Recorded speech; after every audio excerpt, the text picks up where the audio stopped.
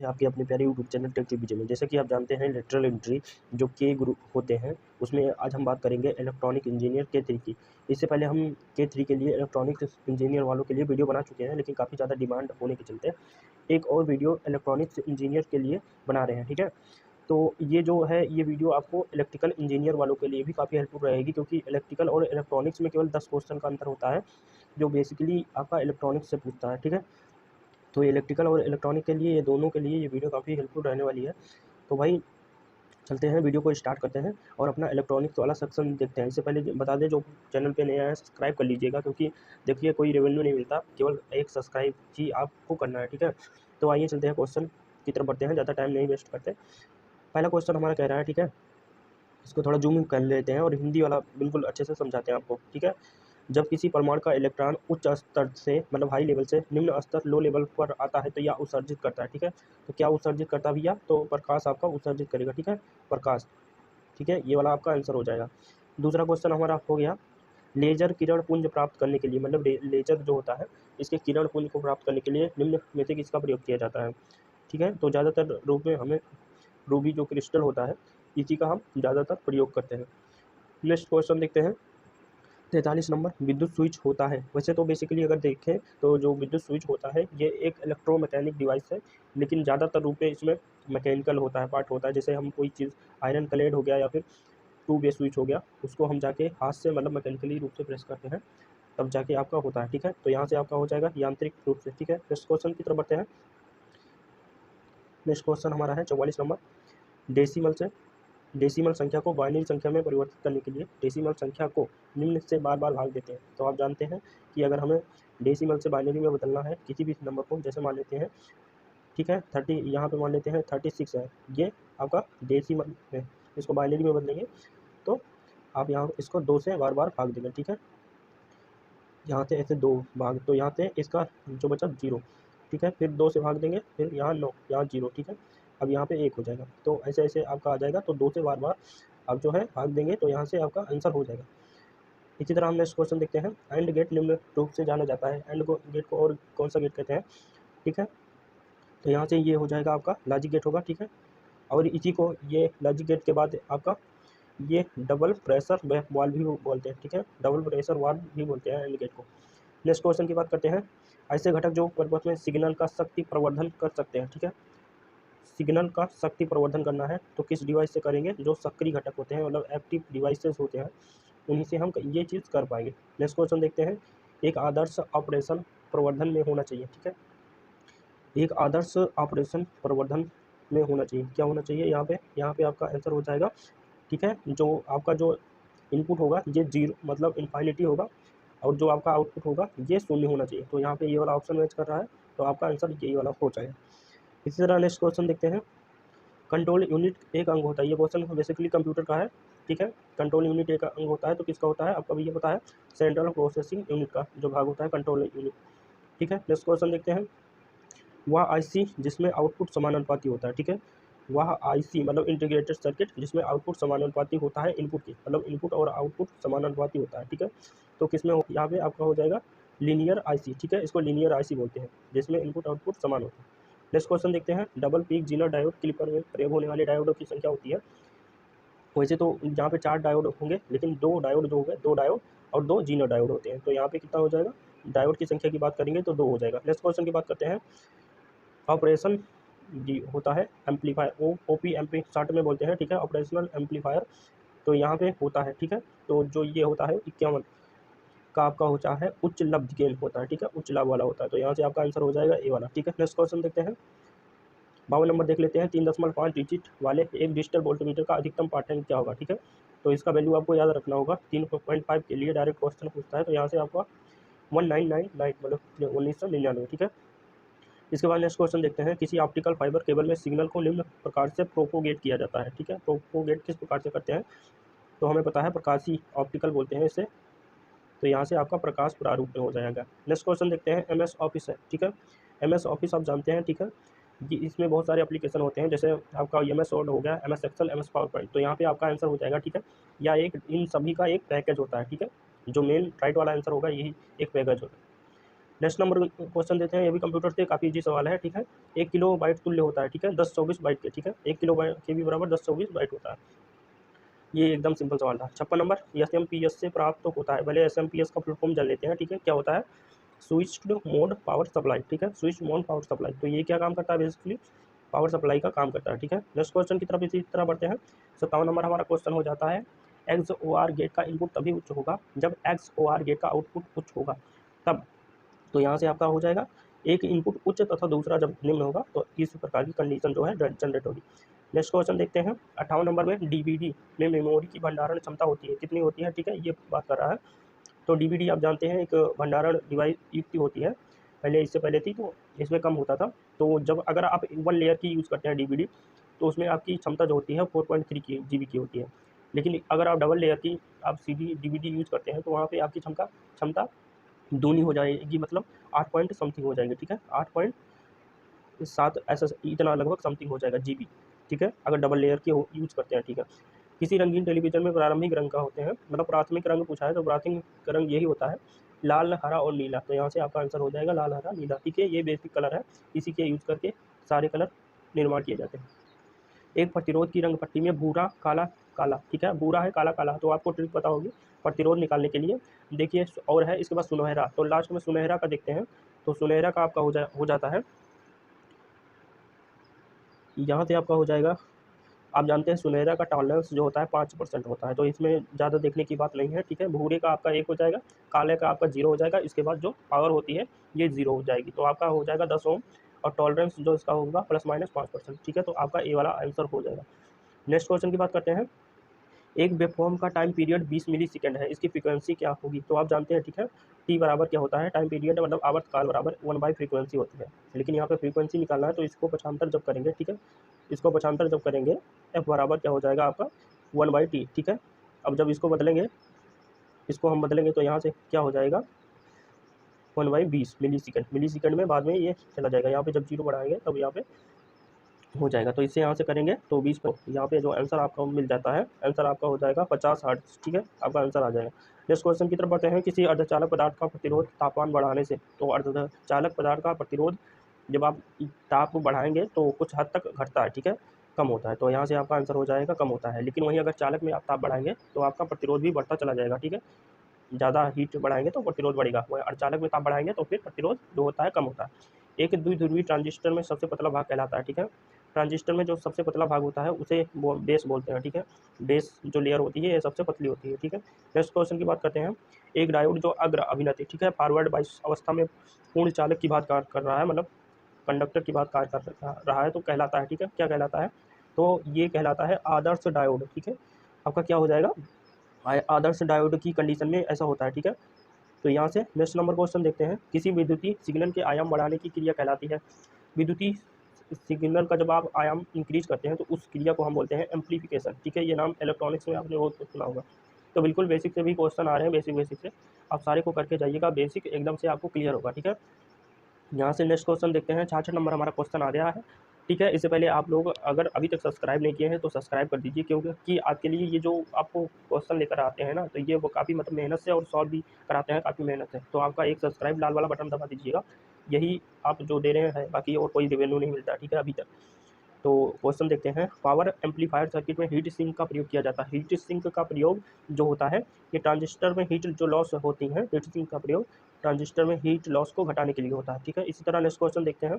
एक digital computer में 127 को निम्न रूप से स्टोर किया जाता है, ठीक है, मतलब बाइनरी के फॉर्म में पहले बदलेंगे तब स्टोर करेंगे। तो 127 का आप जैसे निकालेंगे, ठीक है, 126 7, ठीक है, तो यहाँ से इसको करेंगे, ठीक है। तो 2 से बार बार भाग करते जाएंगे और जो आपका जो रिमाइंडर आएगा यहाँ पे लिखते जाएंगे, मतलब जो शेष आएगा तो 1 1 के फॉर्मेट में आएगा, ठीक है। तो यहाँ से करेंगे तो कितना हो जाएगा, इसका 12 का 6 हो जाएगा, इसके बाद 3 हो जाएगा, रिमाइंडर कितना बचा 1। तो ऐसे ऐसे करते जाएंगे तो आपका आंसर जो मिल जाएगा, आपका आंसर मिल जाएगा यहाँ पे जो पहला वाला ऑप्शन है यही आपका आंसर हो जाएगा, ठीक है। इसी तरह नेक्स्ट क्वेश्चन देखते हैं। एफ एक है, ठीक है, एफ का फुल फॉर्म पहले जान लेते हैं। फील्ड इफेक्ट ट्रांजिस्टर होता है, ठीक है, फील्ड इफेक्ट ट्रांजिस्टर होता है। तो ये देखिए बेसिकली क्या होता है, ये एक यूनिपोलर है, ठीक है, मतलब एक ध्रुवीय युक्ति है। बगल में आप देख भी सकते हैं यूनिपोलर जो होता है वन ध्रुवीय होता है। और साथ में अगर ये बोलता है कि क्या कंट्रोल करते हैं, ठीक है, अगर यहीं पे क्वेश्चन दिया होता है क्या कंट्रोल करते हैं, तो यहाँ से वैसे तो एफईटी यूनिपोलर हो जाएगा, लेकिन अगर देता कि एफईटी क्या कंट्रोल करता है तो विभव नियंत्रित युक्ति है, मतलब विभव से नियंत्रित युक्ति है, वोल्टेज कंट्रोल डिवाइस है, ठीक है। वैसे तो फिर यहाँ पे आंसर ये वाला हो जाता, तो यहाँ पे जैसा रहेगा वैसे आप करेंगे। 69 नंबर को देख लेते हैं। ट्रांजिस्टर के संकेत तीर की दिशा प्रदर्शित करती है। जो तीर की दिशा होती है ना, तीर की दिशा जब ट्रांजिस्टर में लगती है तो उसे एमीटर बोलते हैं, ठीक है। एमीटर पर ही बेसिकली हमेशा तीर की दिशा दर्शाई होती है। नेक्स्ट क्वेश्चन देखते हैं। अस्थायी चुंबक चल कुंडली माप यंत्रों में अवमंदन प्राप्त किया जाता है। तो मूविंग जो कॉइल होती है, जो एमआई टाइप होता है, तो इसमें क्या होता है बेसिकली भंवर धारा, ठीक है। भंवर धारा को इंग्लिश में क्या बोलते हैं, एडी करंट लॉस बोलते हैं। भंवर धारा हानियों से ये अवमंदन मतलब डैम्पिंग प्राप्त करता है, ठीक है। ओम का नियम सत्य है, ठीक है। ओम का नियम किसके लिए सत्य है, इस क्वेश्चन को देख लेते हैं। तो यहाँ से भी जो भी लीनियर डिवाइसेस होती हैं, ठीक है, लीनियर करंट लीनियर धारा जो होती है, इसी के लिए आपका ओम का नियम वैलिड रहता है, ठीक है। तो यहाँ से आंसर हो जाएगा। नेक्स्ट क्वेश्चन देखते हैं। मल्टीफेज दृष्टिकारी की दक्षता एकल फेज दृष्टिकारी की तुलना में, ठीक है, तो ये एकल से अधिक होती है। मल्टीफेज ये काफ़ी अच्छा होता है, अपना काम काफ़ी अच्छा से करता है, तो यहाँ से अधिक होती है। अगर कंपेरिजन बात करेंगे, सिंगल पेज इंटीग्रेटेड, ठीक है, परिपथ वह संपूर्ण इलेक्ट्रॉनिक परिपथ है जो बनाया जाता है, ठीक है। जो आईसीज होती हैं इनका जो परिपथ बनाया जाता है ये बेसिकली सिलिकॉन की लेयर से बनाया जाता है, क्योंकि सिलिकॉन का जो आप जानते हैं जो वोल्टेज होता है ये 0.7 होता है। वहीं अगर हम जर्मेनियम की बात करेंगे तो यहाँ पे 0.3 होता है। तो ज़्यादातर हमें सिलिकॉन का ही प्रयोग करते हैं। किसी सिग्नल का स्तर या वोल्टेज तथा शक्ति स्तर बढ़ाने की युक्ति कहलाती है, ठीक है। यहाँ पे सिग्नल का स्तर, वोल्टेज तथा शक्ति भी बढ़ाएगा, तो ठीक है। ट्रांसफार्मर वोल्टेज को इंक्रीज करता है, धारा को घटाता बढ़ाता है, लेकिन क्या है, पावर को नहीं बढ़ाता। तो जो यहाँ पे प्रवर्धक है, ठीक है, एम्पलीफायर इंग्लिश में देख लीजिएगा, एम्पलीफायर, ठीक है। तो ये यहाँ पे आपका हो जाएगा प्रवर्धक हिंदी में, ठीक है। ये वाला आपका आंसर हो जाएगा। नेक्स्ट क्वेश्चन देखते हैं। संचार प्रणाली में सिग्नल को एक स्थान से दूसरे स्थान पर भेजने से पहले उसे किया जाता है, ठीक है। तो आपने मॉड्यूलेशन और डीमॉड्यूलेशन सुना होगा, ठीक है। तो भेजते समय आप क्या करते हैं, मॉड्यूलेट करते हैं, और वहीं जब आप, ठीक है, डिजिटल को एनालॉग सिग्नल में जब आप रिसीव करते हैं तो डीमॉड्यूलेट किया जाता है, ठीक है। नेक्स्ट क्वेश्चन की बात करते हैं। विद्युत धारा के प्रवाह के मार्ग में बाधा पहुंचाने वाली युक्ति, ठीक है। विद्युत धारा के में आने वाले मार्ग में प्रतिबाधा जो होती है उसे बोलते हैं प्रतिरोध। ये डिवाइस क्या करती है, प्रतिरोध, ठीक है। ये डायरेक्ट आपका जो है आपकी परिभाषा से ही निकल के आया, ठीक है। इसके बाद देखते हैं 1 किलो ओम प्रतिरोध का कलर कोड क्या होगा, ठीक है। कलर कोड आपको निकल के आएगा 1 किलो ओम का आपका हो जाएगा, ठीक है। यहाँ से भूरा निकालेंगे, ठीक है, आपका आ जाएगा। भूरे का कितना होता है, भूरे का 1 होता है, काले का 0, फिर यहाँ पे लाल दिया गया है 10⁻²। इसके बाद सिल्वर का आपका हो जाएगा, ठीक है। 1 किलो ओम प्रतिरोध, सिल्वर मतलब कोई कलर नहीं, टॉलरेंस सिल्वर का मतलब कोई कलर नहीं होता, तब उसे बोलते हैं, ठीक है, कोई टॉलरेंस यहाँ पे नहीं होता, ठीक है। ये वाला आपका आंसर हो जाएगा। ट्रांजिस्टर में तापक्रम वृद्धि के प्रभाव को कहते हैं, ठीक है। जब टेम्परेचर वृद्धि होता है तो ट्रांजिस्टर में इसको क्या बोलते हैं, थर्मल रन अवे, ठीक है। ये आपका, ठीक है, आंसर हो जाएगा। नेक्स्ट क्वेश्चन की बात करते हैं। डीसी एम्पलीफायर सर्किट का कार्य सिग्नल प्रवर्धन करना होता है, ठीक है, हम जानते हैं। यह प्रवर्धन करता है, ठीक है, किसका प्रवर्धन करता है, ठीक है। तो यहाँ से आंसर देख लेते हैं। आंसर आपका हो जाएगा जो एकदम 0 से स्टार्ट करता है, अत्यंत निम्न मतलब 0 आवृत्ति के सिग्नल का ये प्रवर्धन करता है, डीसी एम्पलीफायर सर्किट, ठीक है। तो यहाँ से ये वाला आंसर हो जाएगा। इसके बाद डीसी पावर को एसी पावर में बदलने वाली इलेक्ट्रॉनिक युक्त कहलाती है। डीसी पावर को जैसे बदलते हैं तो ठीक है, हम जानते हैं मोटर जनरेटर सेट हो गया, या फिर और भी होता है, रेक्टिफायर होता है, लेकिन डीसी पावर को एसी में बदलना है तो यहाँ पे कोई ऐसा ऑप्शन नहीं लग रहा है जो इससे सिद्ध हो। यहाँ पे ऑसिलेटर आप देख रहे होंगे, ये डीसी से एसी में कन्वर्ट करता है, लेकिन इसको मतलब जैसे कुछ निम्न या फिर उच्च वाली ही डीसी प्रवर्धित की जाती है। तो यहाँ से अगर हम राइट आंसर भी अगर हम देखते हैं, जैसे आयोग जो देता है, तो हम इनमें से कोई नहीं पे जाएंगे, ठीक है। इसके बाद नेक्स्ट क्वेश्चन देखते हैं। इलेक्ट्रॉनिक करंट तथा एमीटर करंट का अनुपात होता है। तो इसकी लैंग्वेज कुछ समझ में नहीं आई थी, ठीक है, इंग्लिश वाला भी देखें तो एक आध क्वेश्चन ऐसे मिलेंगे जो नहीं हो पाए हैं। तो यहाँ पे अगर किसी ने बंदे ने इस क्वेश्चन का आंसर कर लिया होगा तो कमेंट बॉक्स में कर देगा, इसका हम वहाँ पे आपके कमेंट को पिन कर देंगे ताकि सभी लोग देख सकें। इसके बाद देखते हैं, ठीक है, नेक्स्ट क्वेश्चन देखते हैं। एक आध क्वेश्चन होगा ऐसा, बाकी सब नहीं होंगे, ठीक है। बाकी आप 60 में से 55 50 आराम से कर ले जाएंगे और काफ़ी अच्छा नंबर बनाएंगे, ठीक है। उत्सर्जक धारा, ठीक है, जो एमिट करंट होती है का मान होता है, ठीक है। आई ई आप जानते हैं, आई बी मतलब जो बेस धारा होती है और जो कलेक्टर धारा होती है इसका योग होता है, ठीक है। तो यहाँ से आई ई बराबर क्या होता है, मतलब एमीटर करंट बराबर ये आई बी प्लस आई सी, ये फॉर्मूला है, ये इसका आपका संबंध दर्शाता है, ठीक है। तो यहाँ से आप कौन सा ऑप्शन देखते हैं, यहाँ से आपका ये बैक हो गया भाई, थोड़ा देर रुकना पड़ेगा। उत्सर्जक धारा का मान होता है, ठीक है। तो संग्राहक धारा तथा बेस धारा का योग होता है। तो यहाँ से आपका आंसर क्या हो जाएगा, बी वाला आपका आंसर हो जाएगा, ठीक है। इसी तरह से हम नेक्स्ट क्वेश्चन देखते हैं। सोलर सेल होता है, ठीक है, सोलर सेल बेसिकली क्या होता है, जो पीएन जंक्शन होता है इसी से हमारे सोलर सेल बनाए जाते हैं। इसके बाद नेक्स्ट क्वेश्चन देखते हैं, परम शून्य तापमान पर शुद्ध अर्धचालक कार्य करता है, ठीक है। तो परम शून्य अगर तापमान हो जाएगा, जो शुद्ध अर्धचालक होता है, तो कुचालक मतलब किसकी बात काम करेगा, ठीक है, कुचालक की बात काम करेगा। इसकी इंग्लिश अगर देखना है तो बेड कंडक्टर की बात, बेड कंडक्टर। इसके बाद वोल्टेज स्टेबलाइजर में प्रयोग किया जाता है, ठीक है। तो वोल्टेज स्टेबलाइजर में बेसिकली आपका प्रयोग किया जाता है जीनर डायोड को, ठीक है। तो यहाँ से आपका हो जाएगा जीनर डायोड हो जाएगा आपका आंसर। इसी तरह नेक्स्ट क्वेश्चन देखते हैं, सिलिकॉन डायोड हेतु बैरियर पोटेंशियल होता है, ठीक है। यहाँ पे वो समझ लीजिए 2 बार क्वेश्चन हो गया, तो ऐसे रिपीट करते हैं, अगर आप थोड़ा भी बेसिक नॉलेज रखते हैं तो आराम से हो जाएगा। तो यहाँ से ये वाला, अगर जर्मेनियम के लिए बात करता तो 0.3 वोल्ट हो जाता। आईसी का फुल फॉर्म देखकर पूछा है, इंटीग्रेटेड सर्किट, ठीक है। कुछ क्वेश्चन तो एकदम देखते ही आप बना लोगे, ठीक है। इसके बाद नेक्स्ट क्वेश्चन देखते हैं, दो संधारित्र कैपेसिटर है, श्रेणी में जुड़ा है, इसका तुल्यांक क्या होगा, ठीक है। अगर श्रेणी में जुड़ेगा तो वो समांतर जैसे रेजिस्टेंस जोड़ते हैं उस प्रकार जुड़ेगा, लेकिन अगर पैरेलल जुड़ता तो C1 + C2 हो जाता। तो लेकिन यहाँ पर श्रेणी में बोला है तो आपका आंसर हो जाएगा ये वाला, ठीक है, आपका आंसर हो जाएगा। नेक्स्ट क्वेश्चन की तरफ बात करते हैं, SMPS, ठीक है। SMPS switch mode power supply होता है, तो ये एक बैकअप सप्लाई का काम करता है, switch mode up supply, backup supply, ठीक है।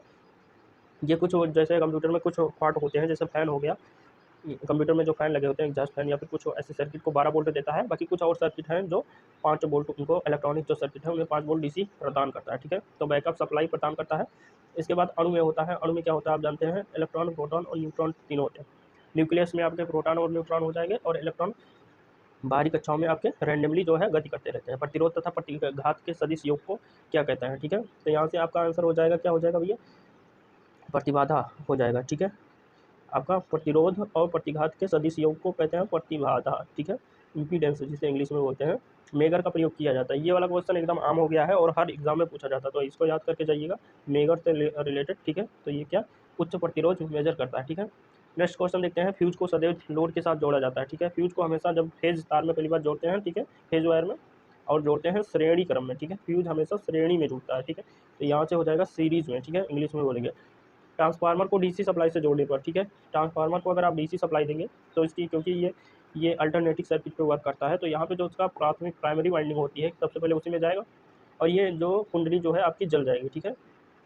इसी तरह नेक्स्ट क्वेश्चन देखते हैं, सुपर हेटेरोडाइन रेडियो रिसीवर में मिक्सर स्टेज के बाद निम्न को सिग्नल दिया जाता है, ठीक है। तो इसमें देख लेते हैं इसका क्या आंसर हो जाएगा, 95। तो यहाँ पे IF, ठीक है, IF एम्पलीफायर जो होता है ये आपका आंसर हो जाएगा, ठीक है, IF एम्पलीफायर, ठीक है। इलेक्ट्रॉनिक्स का बिल्कुल भी काम क्वेश्चन है। CRO में समय आधारित, मतलब जो टाइम आधारित सिग्नल को निम्नलिखित में किस पे लगाया जाता है, जो टाइम आधारित जो आपका सिग्नल होता है इसे आप क्षैतिज प्लेट पे ही लगाएंगे, ठीक है, क्षैतिज प्लेट पे लगाएंगे तभी आपका देगा। टेलीविजन प्रणाली में निम्न का उपयोग करते हैं, तो टेलीविजन जो होता है, मतलब जो टीवी होता है, इसमें जो ऑडियो फ्रीक्वेंसी होती है, ठीक है, ऑडियो को फ्रीक्वेंसी तथा वीडियो को एम्पलीट्यूड करते हैं, मतलब AM एम्पलीट्यूड मॉड्यूलेशन करते हैं, और ऑडियो को AM बोलते हैं, ठीक है। तो यहाँ से आपका आंसर हो जाएगा C वाला, एकदम राइट आंसर हो जाएगा। इसी तरह हमने देखते हैं, एक उत्तम दोलित्र परिपथ है, तो जो हम ज़्यादातर प्रयोग करते हैं, ये ज़्यादा प्रचलित भी है, क्रिस्टल जो दोलित्र होता है, ऑसिलेटर जो होता है, ये मैक्सिमम यूज़ किया जाता है। तो यहाँ से काफ़ी आसानी से आपका क्वेश्चन कर ले जाएंगे। ये देखिए, आप बोलते हैं ना, मतलब कि हम क्यों शुरुआत में बोले कि इलेक्ट्रिकल वालों के लिए भी या वीडियो काफ़ी इंपॉर्टेंट होगी, K2 वालों के लिए भी, ठीक है, क्योंकि इसमें 10 क्वेश्चन ऐसे होंगे जो इलेक्ट्रॉनिक्स से बेसिकली पूछे जाते हैं, जो इलेक्ट्रिकल वाले शायद ना कर पाए, लेकिन जो 50 क्वेश्चन होते हैं ये इलेक्ट्रिक वाले आसानी से कर पाएंगे, ठीक है, और इलेक्ट्रॉनिक वाले तो कर ही लेंगे। तो रसायन ऊर्जा को विद्युत ऊर्जा में बदलती है, तो विद्युत जो बैटरी होती है या सेल होती है, ये क्या करती है, रासायनिक ऊर्जा को विद्युत ऊर्जा में बदलती है। इसी तरह से नेक्स्ट क्वेश्चन देखते हैं, VDU से तात्पर्य है, तो ठीक है, विजुअल डिस्प्ले यूनिट, ठीक है, इसका राइट आंसर हो जाएगा, ये फुल फॉर्म है। तो 4-5 फुल फॉर्म भी आते हैं, आप अच्छे से करके जाएंगे, ठीक है। तो भैया अगर जो अभी सब्सक्राइब नहीं किया हो कर दीजिए, क्योंकि बहुत सारा मेहनत लगता है, ठीक है, वीडियो बनाने में और आपके लिए कंटेंट लाने में, ठीक है, कोई भी प्रोवाइड नहीं करता। इसके बाद हम K4 K2 सबका कराएंगे, बस आप मतलब जब जो भी पेपर चाहिए, ठीक है, आप कमेंट बॉक्स में बोलिए, आपको सारा पेपर प्रोवाइड होगा, लेकिन मतलब पेशेंस से रखना पड़ेगा, ठीक है, क्योंकि हम ऐसे नहीं करा सकते कि चलो लिए अब जल्दी जल्दी से आंसर मरवा दिया और आपका मतलब पूरा क्वेश्चन सॉल्व करेंगे कि एक आध छोड़ दिए, मतलब जैसे 60 में से एक आध हो सकता है। आयोग भी जब आंसर देता है तो पूरा उसका भी आंसर नहीं सही होता है, लेकिन मतलब यहाँ से 99% हम सही करवाने का प्रयास करेंगे और आपके हर सवालों का जवाब कमेंट बॉक्स के माध्यम से मिलता है। तो K3 इलेक्ट्रॉनिक्स इंजीनियर आपके लिए पॉलिटेक्निक एंट्रेंस एग्जाम अच्छे से देकर आइए और काफ़ी अच्छे नंबरों से आपका गवर्नमेंट कॉलेज जरूर मिलेगा। तो आप सब्सक्राइब कर लीजिए और जो आप टेलीग्राम चैनल ज्वाइन करते हैं, ठीक है, टेक2BJ के नाम से आपको मिल जाएगा।